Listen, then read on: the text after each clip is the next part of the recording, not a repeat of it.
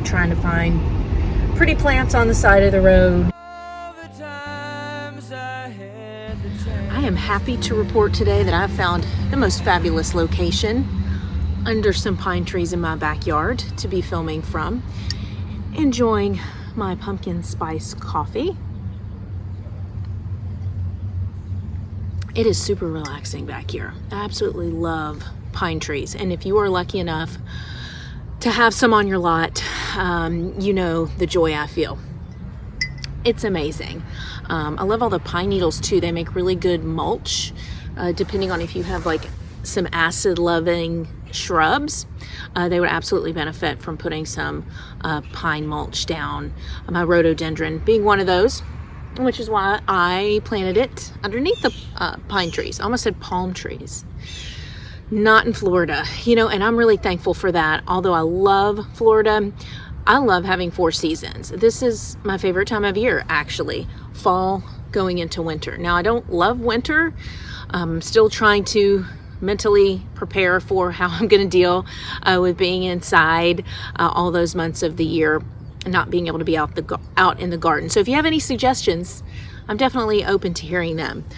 I'm really excited today because I picked up some amazing native clippings that I'm going to try to propagate. I did my research on all 3 of these species. One of these that was really eye-catching and why I was drawn to this particular area, these are Helianthus. So they're sunflowers. They're Maximilian sunflower, I believe, Helianthus, and they're just these huge, bright yellow blooms, absolutely gorgeous. And I noticed when I was getting the clippings, just the amount of birds. Anytime you have sunflowers, you have birds around, which I tended to not have great luck with that this season, trying to grow some sunflowers, because right as the sunflower heads popped, birds got to them. So I didn't get to enjoy them for very long, just a matter of probably a week.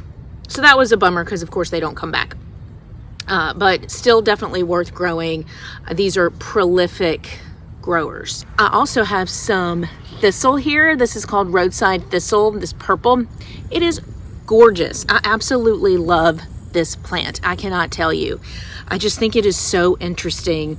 Even the part of the seed head that has not bloomed, the flower head that has not bloomed yet, or maybe this part never blooms, I'm not sure, but definitely wear gloves if you're gonna do this, if you're gonna go grab some cuttings for propagation.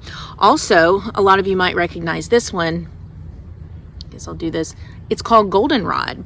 And I did notice at the native plant sale that these were on sale. So I thought, hey, why not? I mean, this is a pretty little arrangement right here as it is, huh?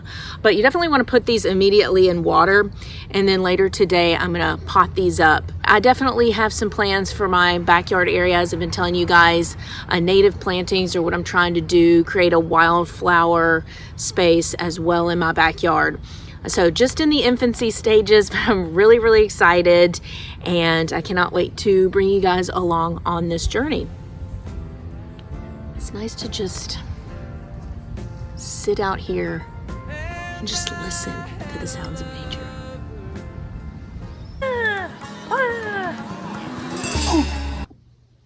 Now let's get back to potting up these clippings, these cuttings, to try to get them to grow.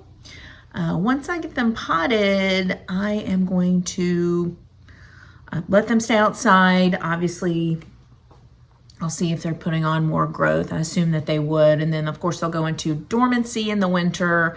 I'll keep them in their pots. I'll create a whole nother video on how I'm gonna overwinter my small immature plants. That'll definitely be in the future. I am really avoiding cleaning my house today. Can anybody else relate with that? I've got a nice little quad right here. I'm just gonna create some holes for the clippings with this stick and just go pretty much down to the bottom. You want to, get in there nice and deep so that the roots have plenty of room to grow in. And I usually take more than 1 clipping from each plant, maybe 2 to 3. We'll start first with our lovely goldenrod. So first I'm gonna take my finger here and just like that, like it's rosemary or something. There you go. Discard of the leaves. And I'm gonna look here for this newer green growth because that's gonna indicate a softwood cutting. You also have semi-hardwood and hardwood cuttings. Those are not ones that I'm gonna be taking maybe somewhere on my advanced journey with propagation, but not right now.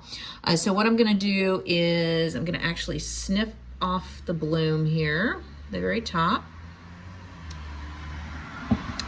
And I've got something coming out here, so I'm just gonna take that off as well.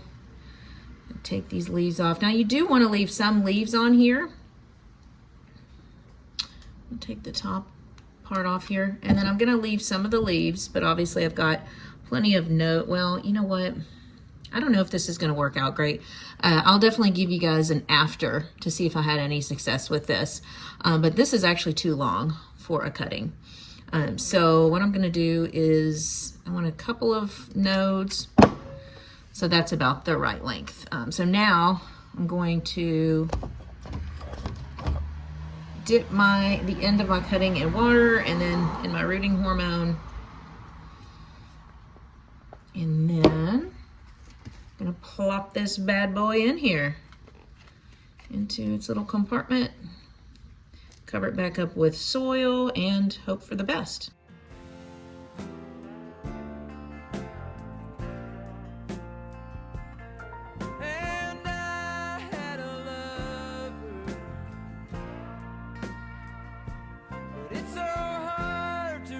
I'm actually gonna have to use my gloves for this thistle because it is super duper thorny.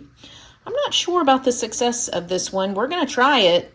I hate to cut off these beautiful blooms here, but that's exactly what we gotta do. Bye-bye.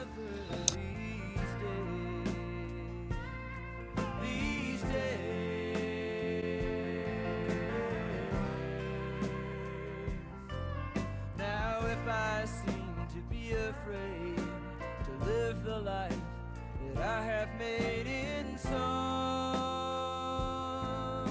So I'm gonna go ahead and put my new clippings in here. Join the party. And water this dry one. And put a little bit of water all in here so it can evaporate up.